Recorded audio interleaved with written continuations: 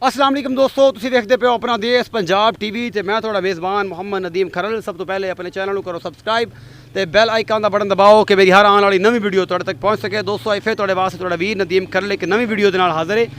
अल्हम्दुलिल्लाह अल्हम्दुलिल्लाह अल्हम्दुलिल्लाह मझां बहुत खूबसूरत ने, हाथी जिन्ने कद ने, सोहणियां चंगियां ते सऊ ते असील, दूसरा सूआ चंगियां मझां ने। मेरा कैमरामैन सब तो पहले तुहानूं मझां विखावेगा, उस तो बाद फिर मालक नाल गलबात करदे। ए मझ है जी, कालियां शाह अखां ने, सारी काली शाह है, किते बल कोई नहीं, सिर्फ पुछल चिट्टी है 1.5 फुट और थण पूरे विरलों ते पूरे मुठा ते बशकां बनी हुई मझ ने माशाअल्लाह, और बड़ी खूबसूरत और ये बड़ी नायाब चीज़ है।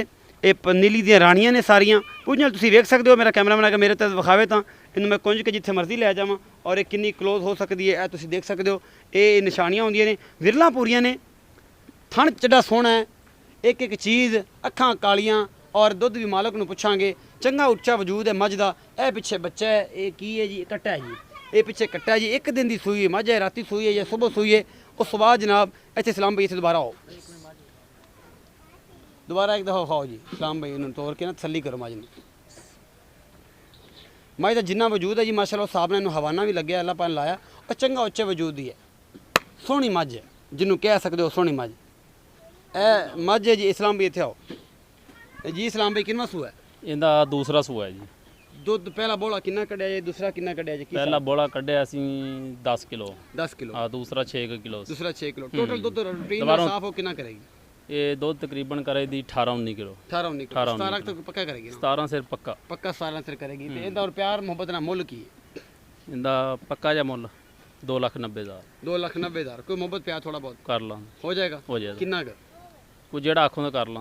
जेड़ा आखोगे हो जाएगा। इस तो बाद दूसरे नंबर वाली मझ है जी, एक होर मेरा कैमरा में तुम दिखा रहे हैं, आस पास टोरिया जी, इस पास ए सारा कुछ। ये भी दूसरे सूबे की झोटी है जी, ये दूसरे सूबे की मझ है। सारा कुछ मेरा कैमरा मैन तुम दिखा रहा है। ये जनाब पुछल बड़ी छोटी जी लगी है इनू, ये भी गब्बन है जी, ये सून कुछ दिन लैंदी है। मेरा कैमरामैन तसल्ली बख्श नाल थाने शान तुम विखा रहा है। और सारा उत्तू वजूद पूरा चंगे उच्चे वजूद दी, सोहने वजूद की मझ है। अखां बिलियां ने दी भी, मत्था हल्का बल्ला है, सिंह बिल्कुल खुंडे ने, दूसरा सूआ है। ये जनाब सारा कुछ मेरा कैमरा में तुम दिखा देता है। एक बार फिर नज़र मरवाएगा और उस तो बाद फिर इस्लाम ने पूछांगे कहंदा की हिसाब किताब है जी। इस्लाम भाई इत्थे आए जी भाई। ये किन्ने दिन लैंदी सून जी? ਇਹ ਵੀ ਤਕਰੀਬਨ 12-13 ਦਿਨ ਲੈਂਦੀ। ते ये मेरे वीर सूआ किन्ना है? ਇਹਦਾ ਸੂਆ ਦੂਸਰਾ ਇਹਦਾ ਵੀ दूसरा। ते ये भाईजान दुध की रेंज करेगी? ਦੁੱਧ ਦੀ ਰੇਂਜ ਕਰੇ ਦੀ ਵੀ 16-17 ਕਿਲੋ ਦੀ। 16-17 किलो। मकूल या मुल्क? ਮਕੂਲ ਜਿਹਾ 2,55,000 2,55,000। कोई प्यार मोहब्बत ਕਰ ਲਾਂ हो जाएगा? ਹੋ ਜਾਏਗਾ। इस तरह जनाब मेरी वीडियो लाइक शेयर तो कमेंट करा करो। अपना बहुत सारा ख्याल रखिए जी। मिलेंगे एक नई वीडियो नाल। अल्लाह निगहबान।